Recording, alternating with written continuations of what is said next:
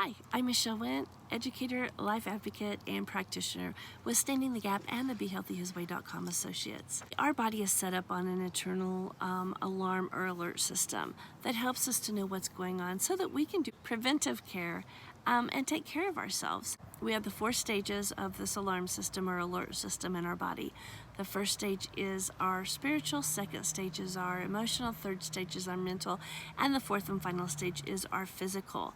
So if you learn how to listen to your body and adjust, you can head off the challenges, or if you don't, you can at least help support the challenges when it hits the fourth and final stage of the physical. Because we all know if we don't get the physical tended to it, then that's it. The next stage is death. Today we're going to discuss knees. Because the knees are a joint, we want to look at the joint challenges too.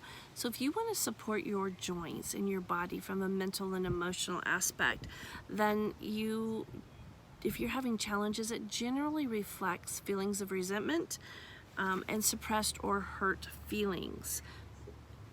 For specific knee problems, if you're having challenges in those areas, then you need to be looking at, is there an area that you're unable to be flexible, you're not wanting to bend, usually to authority, that your ego is getting in your way, pride is getting in the way, you're stubborn, you're wanting your own way.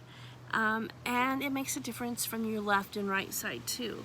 Your left side, you need to be more receptive to events. You're experiencing feelings of insecurity.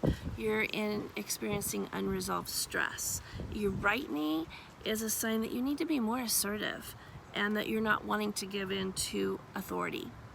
If you have any questions, feel free to reach out to me. Get with your upline, get with your enroller, get with your practitioner. Give me a shout.